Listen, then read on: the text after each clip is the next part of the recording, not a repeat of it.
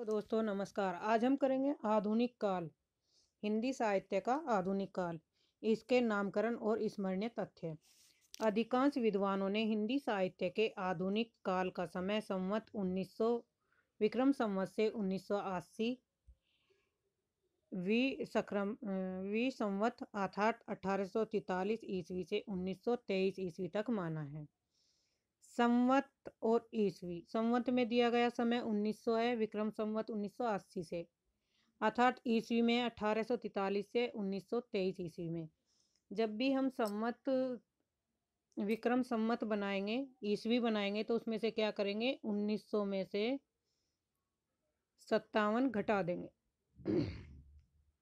तो हमारा क्या निकल आएगा, ईस्वी निकल आएगा। तो यहाँ पे बचे 3, 9 में से 5 गए, 4, यहाँ रह गया 1, 8, तो 1843 क्या बन गया हमारा, ईस्वी में आ गया। विक्रम संवत में 57 माइनस करने पर हमारा ईस्वी निकल आता है, ठीक है। और विक्रम संवत में ईस्वी में 57 जोड़ने पर विक्रम संवत बन जाएगा। तो आज के इस तरह से हम क्या निकाल सकते हैं, इसका ईस्वी और विक्रम संवत जान सकते हैं। डॉक्टर त्रिभुवन सिंह ने 1857 से 1947 ईस्वी तक अवधि को जागरण काल तथा 1947 ईस्वी से आज तक की अवधि को आधुनिक काल माना है। किसने? डॉक्टर त्रिभुवन सिंह ने। डॉक्टर बच्चन सिंह ने स्वच्छंदतावाद को आधार मानकर आधुनिक काल का उपविभाजन इस प्रकार किया है। नंबर 1, पुनर्जागरण 1857 से 1900 ईस्वी में, पूर्व स्वच्छंदतावाद काल 1900 से 1920 ईस्वी में, स्वच्छंदतावाद काल 1920 से 1940 और उत्तर स्वच्छंदतावाद काल 1940 से आगे तक। पहला दशक किसे केस में के रूप में माना जाता है, तो प्रगति और स्वतंत्रता का द्वंद। दूसरे दशक को संतुलन की खोज और आधुनिकता माना है। तीसरा दशक आधुनिकता बोध की रचनाएं से संबंधित है। भक्ति काल एवं रीति काल में वार्ता और टीकाओं के माध्यम से हिंदी गद्य का शुभारंभ हुआ था। हिंदी गद्य का सबसे प्राचीन नमूना 14वीं शताब्दी में रचित गोरखसार ग्रंथ में मिलता है। तो किस रचना में 14वीं शताब्दी का जो प्राचीन नमूना है वो किस ग्रंथ में मिलता है? गोरखसार ग्रंथ में। इसकी भाषा खड़ी बोली की अपेक्षा ब्रज भाषा के अधिक निकट थी। सम्राट अकबर के समय में गंग कवि ने चंद छंद वर्णन की महिमा नामक ग्रंथ खड़ी बोली में लिखा। 1771 ईस्वी में रामप्रसाद निरंजनी ने भाषा योग वशिष्ठ नामक ग्रंथ की रचना की। तो रामप्रसाद निरंजनी ने भाषा योग वशिष्ठ नामक ग्रंथ की रचना खड़ी बोली में की थी। परिमार्जित और शुद्ध खड़ी बोली गद्य की दृष्टि से भाषा योग वशिष्ठ को प्रथम गद्य ग्रंथ और रामप्रसाद निरंजनी को प्रथम गद्य लेखक माना जाता है। तो रामप्रसाद निरंजनी को क्या माना गया है? प्रथम गद्य लेखक। और खड़ी बोली गद्य की दृष्टि से भाषा योग वशिष्ठ को प्रथम गद्य ग्रंथ माना है। तो ये लिखा किसने? रामप्रसाद निरंजनी ने। 1761 ईस्वी में पंडित दौलत राम ने जैन पद्म पुराण का भाषा अनुवाद किया था। तो जैन पद्म पुराण का भाषा अनुवाद किसने किया था? 1761 में पंडित दौलत राम ने।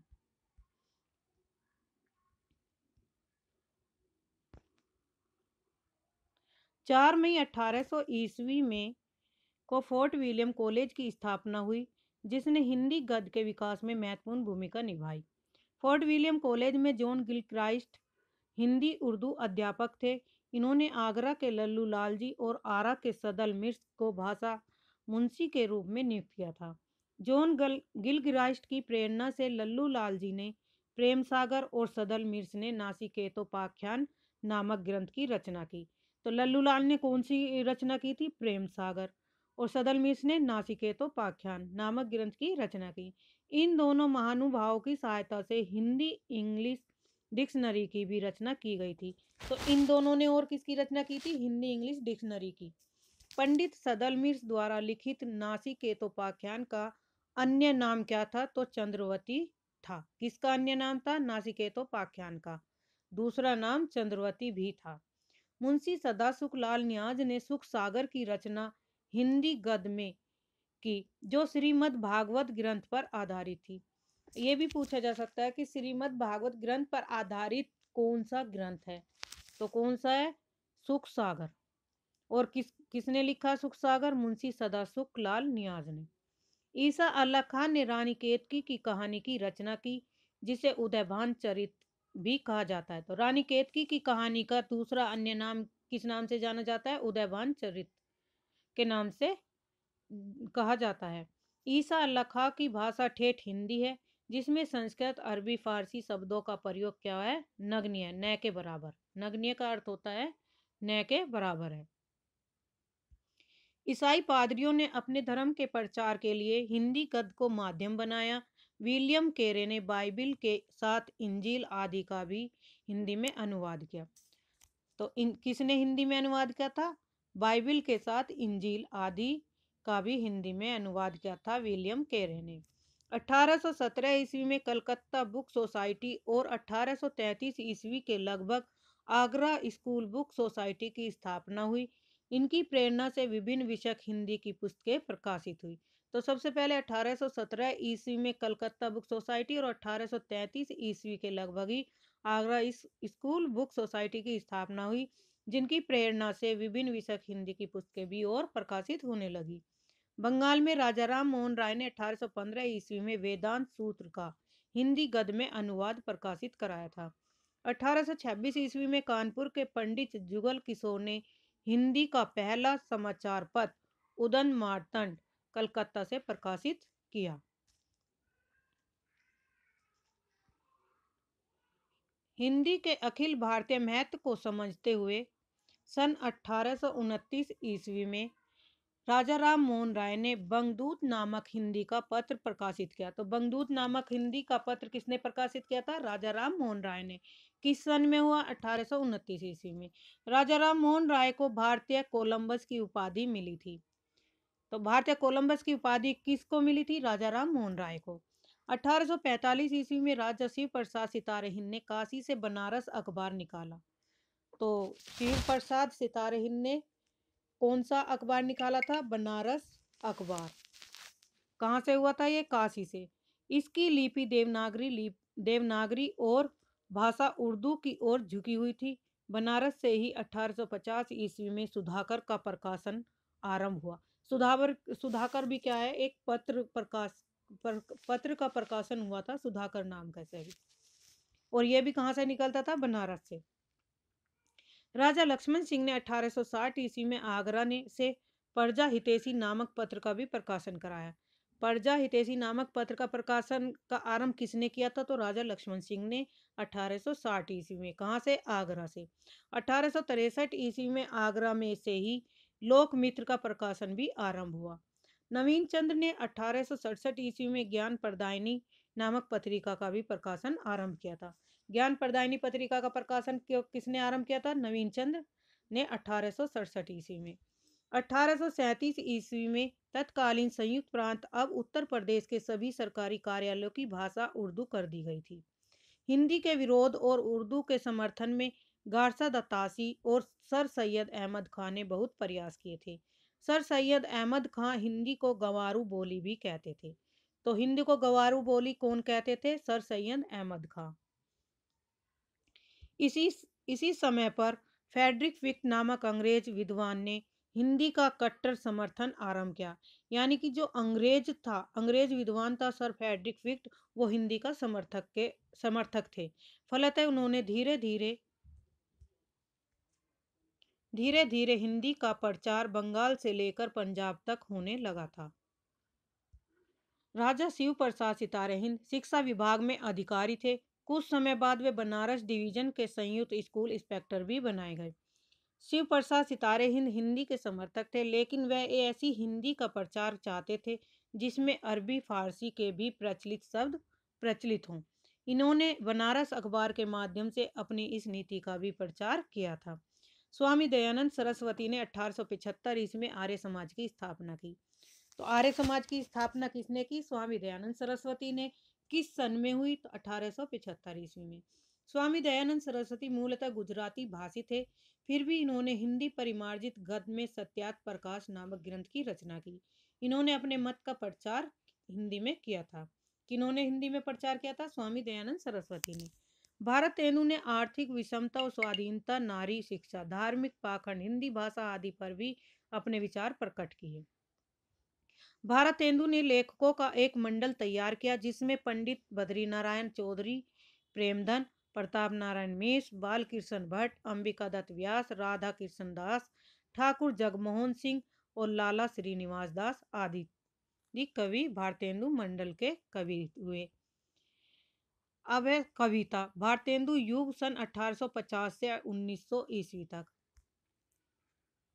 भारतेंदु हरिश्चंद्र का जन्म काशी में 9 सितंबर 1850 ईस्वी में हुआ था। हिंदी साहित्य में इन्हें आधुनिकता का प्रवर्तक साहित्यकार माना जाता है। आधुनिक साहित्य का प्रवर्तककार किसे माना जाता है? तो भारतेंदु हरिश्चंद्र को।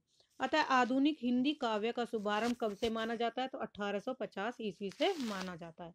हिंदी क्षेत्र में पुनर्जागरण की पहली सशक्त साहित्यिक अभिव्यक्ति भारतेंदु हरिश्चंद्र के व्यक्तित्व में मिलती है।